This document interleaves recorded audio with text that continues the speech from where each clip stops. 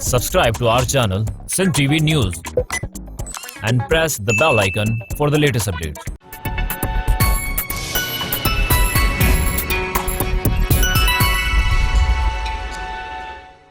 Welcome back नाज़रीन। चौथ programme के सिलसिले के अॻिते वधायूं। तालिबान जे अॻूणे स्पोक्स पर्सन ऐं जमायत अहरार जे अॻूणे अॻवान एहसान पाकिस्तान पीपल्स पार्टी जे चेयरमैन बिलावल भुट्टो ज़रदारी खे हिकु दफ़ो ॿीहर मौत बाद धमकी ॾिनी आहे।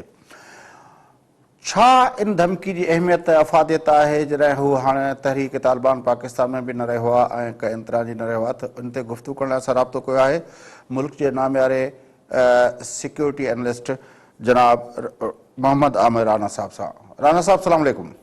वालेकुम सलाम राय साहब, क्या हाल है? सर दुआ है आपकी। राना साहब किस तरह देखते हैं ये अचानक जो है बंदा यहाँ पे गिरफ्तार था, फिर यहाँ से पता चला कि वो निकल के भाग गया, फिर खबरें आई कि वो तुर्की में है, अब वो जो है किसके बुनियाद पर इतनी बड़ी धमकी दे रहा है? देखिए, ये पहले तो बहुत ही तशवीशनाक बात है और बहुत ही सीरियस थ्रेट है। जो तहरीक तालिबान पाकिस्तान जो दहशतगर्द तंजीम है उसके साबिक तर्जमान की तरफ से सामने आई है और इसको बिल्कुल भी लाइट नहीं लेना चाहिए। अभी कुछ अर्सा पहले तक जो है वो रियासत की हिरासत से ये भाग निकला है और अचानक से उसका जो नैरेटिव जो है वो चेंज हुआ है और एक बड़ी पॉलिटिकल स्टेटमेंट दी है। उसका लगता तो यही है कि शायद वो जो इमरान खान की स्टेटमेंट के हवाले से उसामा बिन लादेन के कॉन्टेक्स्ट के अंदर है, लेकिन इसका बराह रास्त जो ताल्लुक लग रहा है वो हालिया पॉलिटिकल कॉन्टेक्स्ट से लग रहा है। तो उसमें मेरा ख्याल है कि इस किस्म की थ्रेट को बिल्कुल भी इग्नोर नहीं करना चाहिए, खास तौर के ऊपर जब ऐसी दहशतगर्द तंजीमों का अभी तंजीमी ढांचा बरकरार है और हालिया दिनों के अंदर इनके हमलों में एक मरतबा फिर तेजी देखने में आई। अच्छा, आपके ख्याल में इस वक्त वो मतलब टीटीपी से भी लिंक था, फिर अहरार में भी चला गया जी। इस वक्त वो किस के बुनियाद पर इतनी बड़ी बात कह रहा है? इंडिविजुअल तो इतनी बड़ी बात नहीं कर सकता, बहरहाल उसकी कोई ना कोई कनेक्टिविटी तो होगी। बिल्कुल, दो तंजीमों से तो जैसा आपने बताया कि वो उसके अंदर दायरे डाल रहा है कि उसका ताल्लुक रहा और उसके बाद खत्म हो गया, लेकिन ये जिस किस्म की का बयान सामने आया है उससे लगता है कि कहीं ना कहीं उसके तंजीमी राब्ते बहाल हुए या फिर कोई नई तंजीम के आसार हैं। तो इसके अंदर जो खास तौर के ऊपर जो कराची और सिंध के अंदर हालिया दिनों के अंदर एक ग्रुप जो है वो नुमाया रहा है, वो अलकायदा इंडियन सब कॉन्टिनेंट का रहा है। उसके हवाले से कुछ यहाँ पे गिरफ्तारियां भी हुई थी कराची में हालिया दिनों के अंदर। तो मेरा ख्याल है कि ये इसकी मानी खेज बयान है और उसको तंजीमी तनाजुर के अंदर भी देखना चाहिए। अच्छा, ये इतनी बड़ी हमने एफर्ट्स ली और हमने ये तहरीक तालिबान के नाम पे जो था सारा मामला, उसमें उसको जिस तरह हमने धकेलना शुरू किया, सवात से लेकर फिर आखिर वजीरिस्तान और सब हमने कह दिया कि क्लियर हो गया है, तो आपके ख्याल में स्ट्रक्चर अब भी क्या इतना मजबूत है उनका? उतना मजबूत नहीं है। जाहिर है कि इनके पास इलाके अभी ऐसे नहीं है जिसके वजह से इनका पहले कब्जा था, लेकिन इनके हैं हल्का असर मौजूद है और अभी पिछले दिनों के अंदर जो नॉर्थ वजीरिस्तान में बन्नू में और इसके इर्द इलाकों के अंदर इन्होंने खासी दहशतगर्द कार्रवाइयाँ की हैं। पाकिस्तान के सिक्योरिटी एहलकारों को इन्होंने निशाना बनाया है। फिर वक्तन फ़ौक्तन इनकी कुछ कार्रवाइयाँ बलूचिस्तान से भी वो सुनने के अंदर आती हैं। और कब रावलपिंडी के अंदर आपने सुना होगा अहरार का जो एक सेक्शन है उसने कुछ कार्रवाइयाँ हालिया दिनों के अंदर की हैं।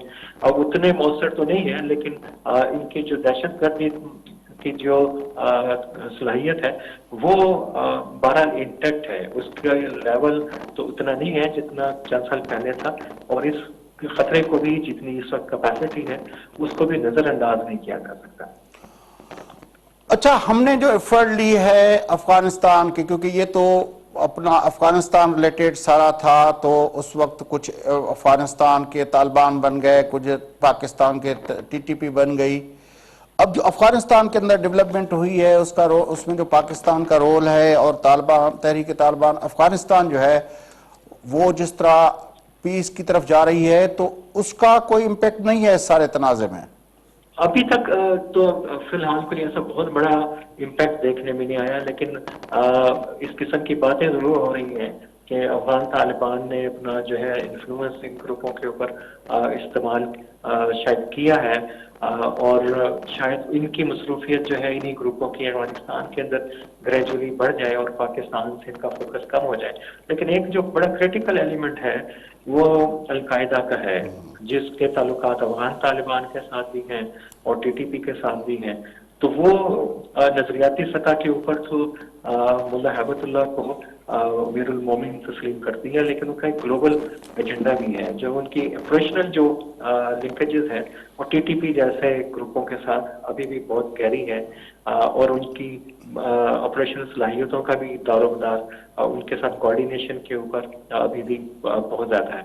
तो ये तो बड़ा एक कंफ्यूजिंग सा आपको पूरा कॉन्टेक्स्ट लगता है, लेकिन बहरहाल अगर जब मामला ठीक होंगे अफगानिस्तान के अंदर तो उम्मीद की जा सकती है कि इनका जो असर और नफूज है इस किस्म की तंजीमों का वो कम होगा। तालिबान ने जैसे वादा भी किया है, जो 29 मई का जो एग्रीमेंट है, डील है अमेरिका के साथ, उसमें कि ऐसे ग्रुपों को वो पनपने की इजाजत नहीं देंगे, लेकिन किस हद तक अमल करते हैं तो वो भी देखना है। टीटीपी के साथ उनके जो ताल्लुकात की नेचर है वो बदलती है, कैसे बदलेगी, किस हद तक बदलेगी, वो भी हमें अभी आने वाले दिनों के अंदर पता चलेगा। अच्छा, ये जो सारा तनाज़ा है उसमें हमने देखा है कि हमारा जो नैरेटिव रहा है रियासत का, जिसको गुड तालिबान, बैड तालिबान या good non state actor, bad non state actor का के टर्म्स में डिफाइन किया जाता था, तो ये जब वहाँ से टीटीपी से निकल के अहरार में गया तो ऐसा तस्वुर किया गया था कि वो जो है बैड कॉप्स से गुड कॉप्स की तरफ चला गया है। तो फिर ये जो उसने नैरेटिव दिया कि वो तहफ़्फ़ुज़ में थे, जेल में जब थे तो उसको तहफ़्फ़ुज़ था, उसको ये मिल रहा था, उसको ये सिक्योरिटी थी, ये थी, फिर पता ही नहीं चला वो चला गया और हमने कहा कि वो यहाँ से भाग गया। तो वो जो गुड कॉप से अब फिर वो बैड कॉप हो गया है। बिल्कुल, वो ये जो पॉलिसी है इसके ऊपर मेरा ख्याल है कि बहुत ही हसास मौजू बन जाता है बाज हमारे कॉन्टेक्स्ट के अंदर, लेकिन बहरहाल अभी तक लगता है कि शायद कहीं ना कहीं अभी भी ये पॉलिसी जो है वो कार फरमा है, और उसी का शायद नतीजा है कि लोग पकड़े जाते हैं, रहते हैं, फिर उनके वो सरकारी सरपरस्ती के अंदर रहते हैं, फिर फरार हो रहते हैं, और कभी वो गुड बन जाते हैं, कभी बैड। ये सिर्फ एक ही एहसान की कहानी नहीं है, माजी के अंदर भी ऐसे बहुत सारे किरदार हमारे सामने रहे हैं। तो मेरा ख्याल है कि मुकम्मल दहशतगर्दी, इंतहा पसंदी के खात्मे के लिए इस किस्म की के अगर कहीं पे अभी जरासीम रह गए हैं अच्छे और बुरे की तकसीम वाले, तो उसको खत्म करना पड़ेगा, तभी मुकम्मल तौर के ऊपर दहशतगर्दी का सफाया होगा। बड़ी मेहरबानी मोहम्मद आमिर राना साहब, आपने हमें ज्वाइन किया। नाज़रीन, मुल्क जा नामे रहा सिक्योरिटी एनालिस्ट मोहम्मद आमिर राना साहब जेके आहिनि उहे असां सां गॾु हुआ। गुफ़्तगू तव्हां ॿुधी ऐं हुनजो चवणु इहो हो त एहसान अला एहसान जेको हिकु दहशतगर्द तंज़ीम जो जेको स्पोक्स पर्सन रहियो आहे, उन जी इन जेको बिलावल भुट्टो ज़रदारी खे ॾिनल धमकी खे लाइट न वरितो वञे, हल्को न वरितो वञे, छाकाणि त हिन इलाइक़े जे अंदरि अञा ताईं हिकिड़ा नेक्सिस ऐं नेटवर्क्स जेके आहिनि उहे मौजूदु आहिनि, जेके भली ओॾा सघारा न आहिनि जहिड़ा 2007 ऐं उन दौर में हुआ जॾहिं बेनज़ीर भुट्टो साहिबा जी शहादत थी।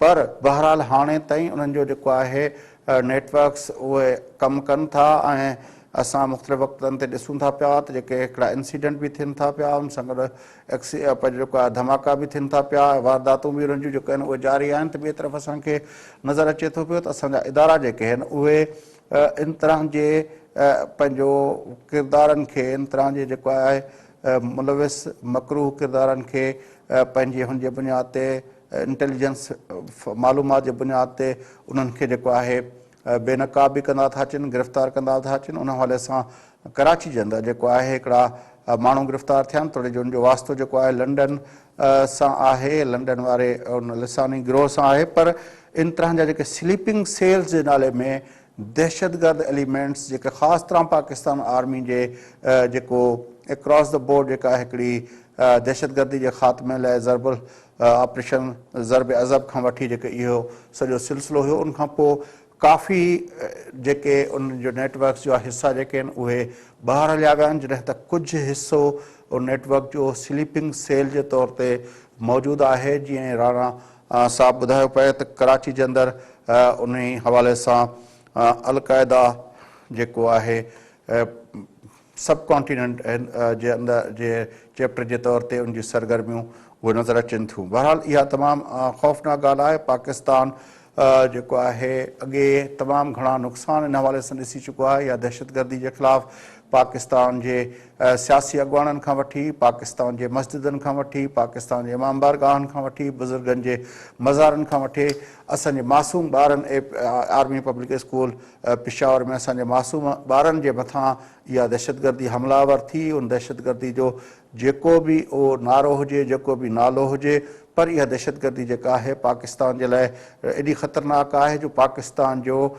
डिफेंस जो हेडक्वार्टर GHQ जे मथां बि इहा हमलावर थी। असांजा केतिरा ई उनखां अलावा हिन सॼे अरसे में असांजा केतिरा ई फ़ौज जा, पुलिस जा ऑफिसर ऐं जवान जेके आहिनि उनजो निशानो बणिया आहिनि, उन्हनि पंहिंजूं ज़िंदगियूं ॾिनियूं आहिनि। तंहिंजे लाइ हिन दहशतगर्दी जे बारे में, जीअं बल्कि हर क़िस्म जी दहशतगर्दी जे बारे में, जीअं पंहिंजो मोहम्मद आमिर राणा साहब चयो पिए त असांखे सुठे ऐं बुरे वारी तमीज़ न करणु पवंदी, असांखे दहशतगर्द खे दहशतगर्द सम्झी उनखे डील करणो पवंदो। जेसिताईं इहा पॉलिसी अक्रॉस द बोर्ड नथी थिए तेसिताईं असांखे पंहिंजो उहे नतीजा नथा मिली सघनि जंहिंको हिकिड़ो सेफ ऐं सिक्योर मुल्क जे हैसियत सां असां पाण क्लेम करे सघूं। ऐं राणा साहब बिल्कुलु इन ॻाल्हि जो इज़हार कयो त लॻे ईअं थो त शायदि किथे न किथे अञा ताईं गुड ऐं बैड, सुठे ऐं बुरे जे तमीज़ वारो जेको चकर आहे उहो असांजे कुझु हलकनि में अञा ताईं शायदि मौजूदु आहे, जेका ॻाल्हि इंतिहाई ख़ौफ़नाक आहे। नाज़रीन, सां गॾु प्रोग्राम जो वक़्तु पूरो थिए थो। पंहिंजे मेज़बान फयाज़ नश खे इजाज़त सदाईं गॾु।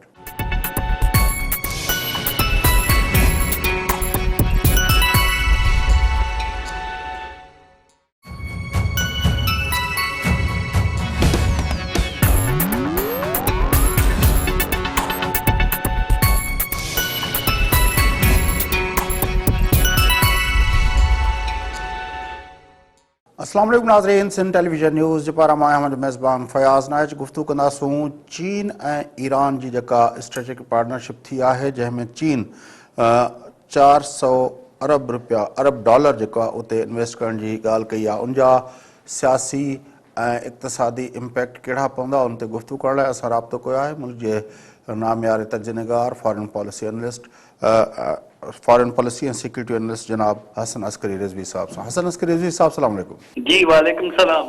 हसन अस्करी रिजवी साहब, किस तरह देखते हैं कि ये जो चाइना ईरान डील हुई है, स्ट्रेटेजिक पार्टनरशिप हुई है, 400 बिलियन डॉलर की इन्वेस्टमेंट चाइना करने जा रहा है? देखिए, ये बहुत सिग्निफिकेंट डेवलपमेंट है क्योंकि एक बड़ी अमाउंट है।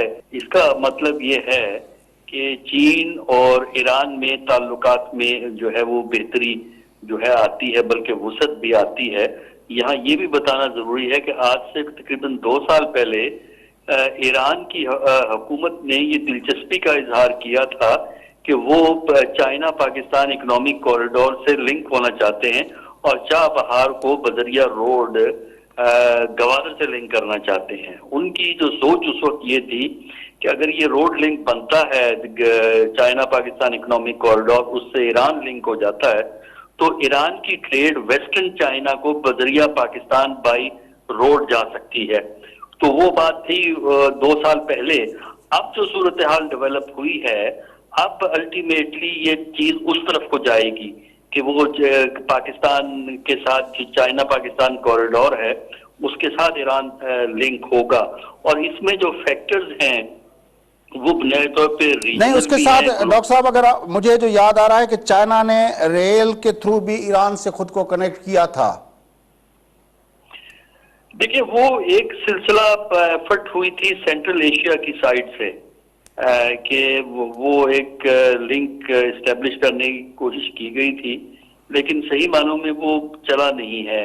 अदरवाइज सेंट्रल एशिया के जरिए भी एक उनकी कॉरिडोर जो है वो यूरोप में जो है वो जाती है, तो उसको ईरान की तरफ, नॉर्दर्न ईरान की तरफ झुकाया जा सकता है अगर वो चाहें। लेकिन प्रॉब्लम ये है कि अभी रेल लिंक ईरान के पास जो मशहद तेहरान का तो है, लेकिन मुकम्मल लिंक जो यूरोप से टर्की से लिंक करे वो अभी नहीं है। तो अगर कभी बनेगा, फिलहाल तो मेरा ख्याल है चाइना की प्रेफरेंस होगी कि गवादर के जरिए या चाइना पाकिस्तान कॉरिडोर वहां पहुंचती है, एक लिंक तो वो बन सकता है। दूसरा वो सेंट्रल एशिया वाली कॉरिडोर है जिसमें ईरान को लिंक किया जा सकता है, लेकिन फिलहाल फोकस इस तरफ है उनका। अच्छा, इससे क्या इम्पैक्ट पड़ेगा, क्योंकि किसी जमाने में चाइना अपना ईरान, अफगानिस्तान और इंडिया स्ट्रेटेजिक पार्टनरशिप भी हुई थी, याद है आपको? अगर जी, वो बिल्कुल मुख्तलिफ औकात में डेवलपमेंट हुई है, बल्कि आप जानते ही हैं कि चाबहार के सिलसिले में 2016 में इंडिया और ईरान का लंबा चौड़ा एग्रीमेंट हुआ था, जिससे पाकिस्तान को बड़ी तशवीश हुई थी और उस पर कुछ काम भी हुआ है चाबहार पे इंडिया की तरफ से। लेकिन मेरा ख्याल ये है कि ईरान ने एक लॉन्ग टर्म पर्सपेक्टिव में इस चीज को सोचा, और दूसरा ये है कि ग्लोबल पॉलिटिक्स में अगर इस वक्त देखा जाए तो चाइना की अमेरिका से काफी तनाज़ा चल रहा है, वो साउथ चाइना सी के हवाले से, हांगकांग के हवाले से। दूसरी तरफ ईरान भी एक ऐसा मुल्क है जिसके मसाइल अमेरिका से बहुत ज्यादा हैं। तो ऐसी सूरत में मेरा ख्याल ये है कि कॉमन डिनोमिनेटर एक बनता है कि वो एक दूसरे से कोऑपरेट करके इस रीजन के अंदर एक मौसर प्लेयर बने, ताकि अमेरिकन जो प्रेशर है उसका तरीके एहसन जो है वो मुकाबला किया जा सके। अच्छा, ये 2016 के अंदर जो अपना ज़ीजियांग से जो ट्रेन आई थी ईरान में, आपके ख्याल में वो उसका वो नहीं चल सकी? देखिए, वो इतनी कामयाब नहीं हो सकी है, क्योंकि टोटल रोड देखिए ना, रेल लिंक जो है ना वो आपको टर्की और तक कम से कम चाहिए। टर्की से यूरोप रेल लिंक मौजूद है जो वो इस्तेमाल करते हैं, तो वो एक्सपेरिमेंट किया, लेकिन उसके बाद कोई इतना हमने उसका तस्करा नहीं सुना जो है। तो अगर उसको वो एक्टिवेट करना चाहेंगे तो फिर उसके लिए एफर्ट करनी पड़ेगी। हो सकता है चंद सालों तक वो हो जाए, लेकिन असल जो ईरान को जो फायदा नजर आता है वो आसान नजर आता है चाइना पाकिस्तान कॉरिडोर से लिंकेज का, क्योंकि वो ट्रेड में इंटरेस्ट है। क्योंकि देखिए, ईरान का काफी नाकाबंदी अमेरिका करके रखता है, तो ये एक ऐसा लैंड रूट उसको मिल जाता है कि वो पाकिस्तान से भी ट्रेड कर सकता है और उससे आगे चाइना से भी ट्रेड करेगा, और अमेरिका के लिए इस रास्ते को बंद करना इतना आसान नहीं होगा। अच्छा, आपके ख्याल में पाकिस्तान के लिए किस तरह हम पाकिस्तान की पोजीशन को समझें, क्योंकि हमें याद है कि मलेशिया की कॉन्फ्रेंस में हमने सऊदी अरब के कहने पे शिरकत नहीं की थी।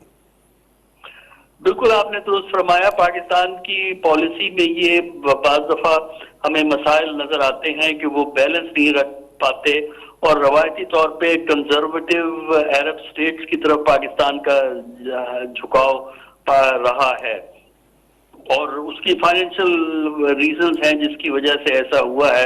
तो मेरा ख्याल है रियलिस्टिक बात तो ये है कि पाकिस्तान के इंडिया से ताल्लुकात खराब हैं, ताल्लुकात बेहतर होने की फौरी तौर पे कोई उम्मीद नहीं। अफगानिस्तान से मसाइल हैं, ताल्लुकात ठीक भी हो जाते हैं, प्रॉब्लम भी हो जाती है।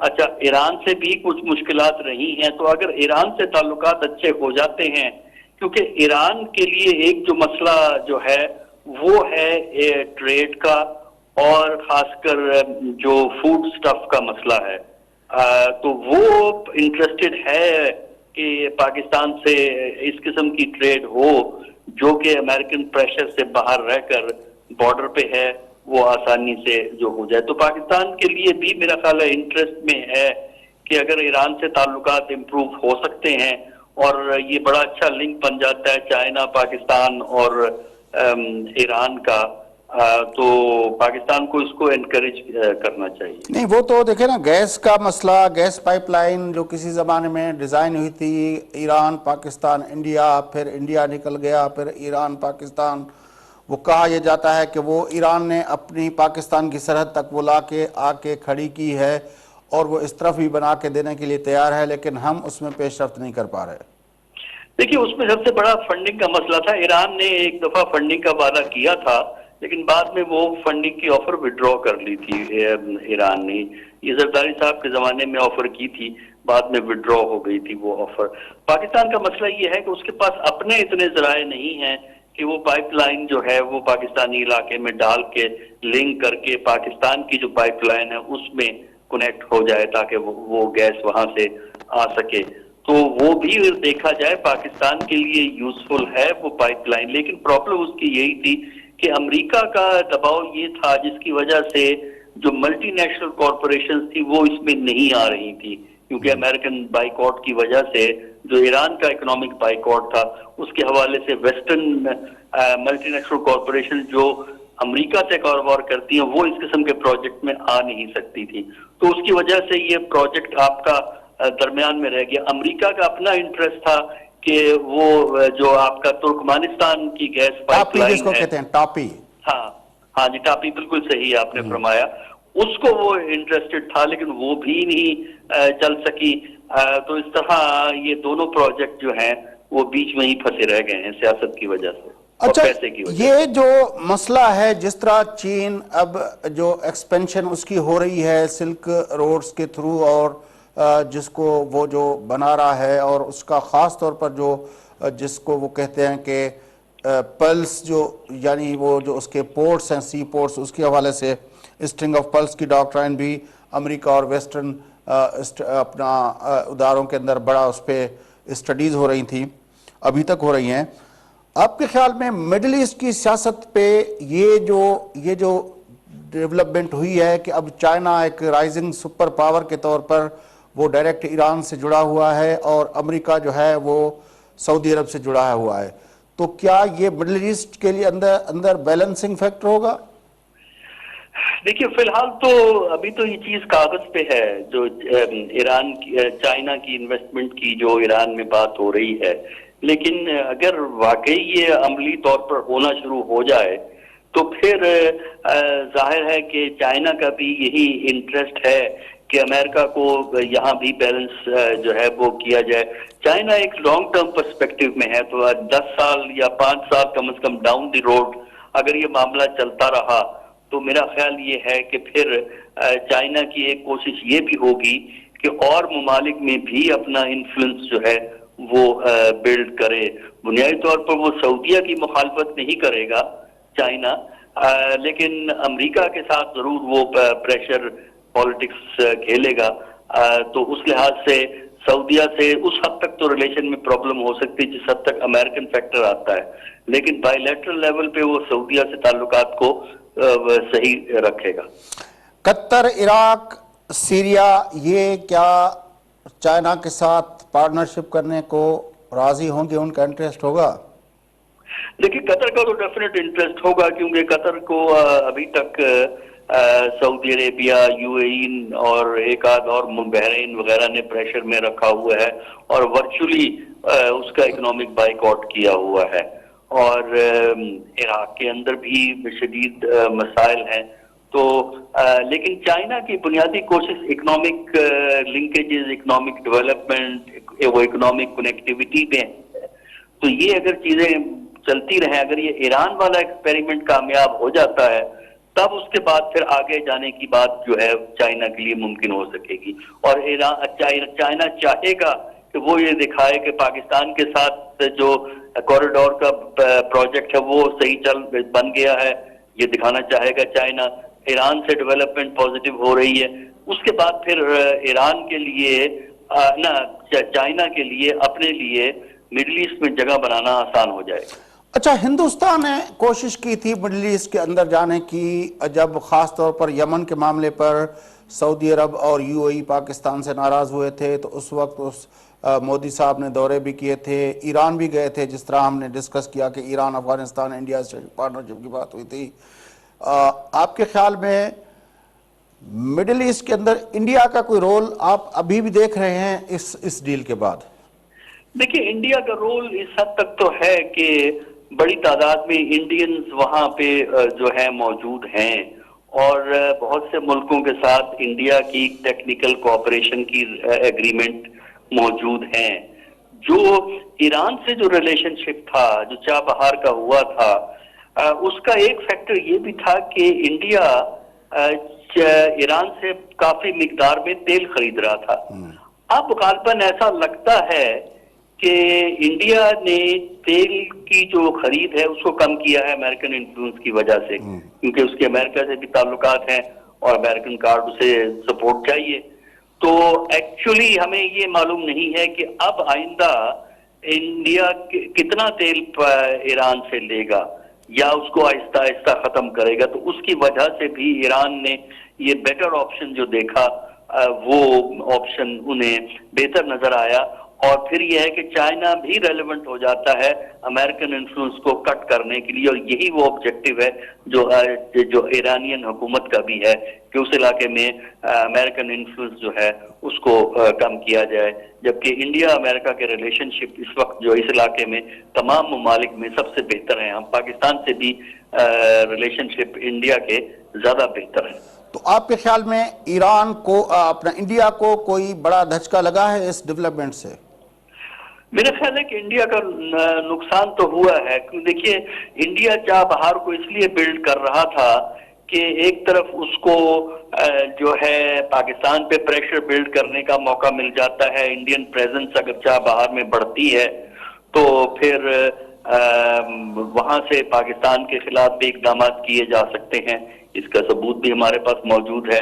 अच्छा, और उसके अलावा फिर सेंट्रल एशिया अफगानिस्तान से लिंकेज जो है ना वो एक बन जाता है। अगरचे ये काफी लंबा रास्ता पड़ता था, लेकिन फिर भी पॉलिटिकली ये एडवाइजेबल था।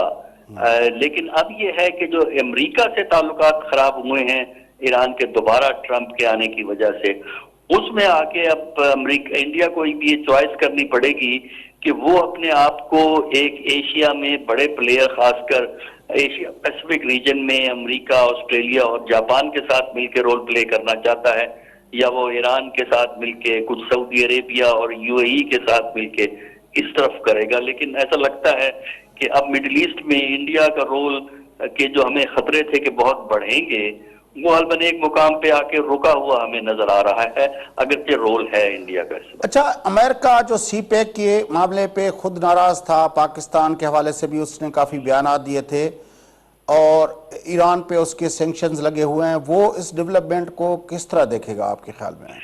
देखिए, वो इसको एक डेवलपमेंट को एक नेगेटिव अंदाज में देखेगा, क्योंकि आजकल इंडिया और आजकल जो है अपना चाइना और अमेरिका के दरमियान स्ट्रेन है। जो साउथ चाइना वाली बातें, एक तरफ हांगकांग के मामले में भी अमेरिका चाइना पे प्रेशर बिल्ड कर रहा है, इधर ईरान को सपोर्ट मिलती है चाइना की, और वो सपोर्ट जो है ईरान के लिए ज्यादा फायदेमंद साबित होगी। तो अमेरिका के पॉइंट ऑफ व्यू से ये एक कंसर्न बढ़ता है। लिहाजा अमेरिका वो कैंपेन बढ़ा देगा जो कैंपेन उन्होंने पाकिस्तान के खिलाफ चलाई हुई है कि जो ये चाइना पाकिस्तान इकोनॉमिक कॉरिडोर है, उससे पाकिस्तान कर्जों में इस तरह फंस जाएगा कि बाद में चाइना पाकिस्तान की इकोनॉमी को टेक ओवर कर लेगा। तो यही प्रोपेगेंडा वो ईरान के बारे में भी करेगा। डेट ट्रैप की बात होगी। जी जी जी, बिल्कुल सही है आपकी बात। उसके अलावा उसके पास कोई लिवरेज नहीं होगा इन दोनों मंसूबों के हवाले से? अमेरिका के पास? जी जी सर। जी, अमेरिका, दूसरा ये है कि अमेरिका जो है, जिस तरह पाकिस्तान को आईएमएफ के मामले पे वो किया कि आईएमएफ के पैसे आप उधर इस्तेमाल करोगे, सीपैक के कर्जे वो करोगे, फिर उस तरह किया, फिर आखिरकार वो मलेशिया वाली कॉन्फ्रेंस से भी हमें रोका गया। तो क्या ख्याल है कि इस तरह का कोई लिवरेज इस प्रोजेक्ट के हवाले से है चाइना ईरान अपना मंसूबा? देखिए, चाइना ईरान के बारे में तो ज्यादा अमेरिका कुछ कर नहीं सकेगा। सिर्फ यही है कि वो जो है टेंशन को वहां इंक्रीज करवाए कंजर्वेटिव अरब स्टेट्स और ईरान के दरमियान। पाकिस्तान पे डेफिनेटली अमेरिका प्रेशर ज्यादा इस्तेमाल कर सकता है, क्योंकि पाकिस्तान की dependence IMF, world bank, Asian development bank पे बहुत ज्यादा है। तो उसकी वजह से पाकिस्तान की आर्म ट्विस्टिंग अमेरिका के लिए ईरान की निस्बत आसान है। बड़ी मेहरबानी डॉक्टर हसन अस्करी रिजवी साहब, आपने हमें ज्वाइन किया। नाज़रीन, मुल्क जा नामेरा तर्जनगार मारूफ scholar foreign policy and security analyst जनाब हसन अस्करी रिज़वी साहब सां गॾु हुआ। चीन जे पारां $400 बिलियन जी इन्वेस्टमेंट सां ईरान सां स्ट्रेटेजिक पार्टनरशिप जी डील जेका आहे उहा साइन थी वई आहे, जंहिंखां पोइ हिंदुस्तान जो ईरान जे अंदरि जेको इन्फ्लुएंस हो या उनजी जेका इन्वेस्टमेंट हुई चाबहार जे पोर्ट जे हवाले सां उनखे काफ़ी धकु लॻो आहे ऐं उन हवाले सां जेको तजियो तव्हां हसन अस्करी रिज़वी साहब जो ॿुधो। फ़िलहालु वक़फ़ो वठूं था, वक़फ़े खां पोइ मोटी जी गुफ़्तगू खे अॻिते वधाईंदासीं सां गॾु।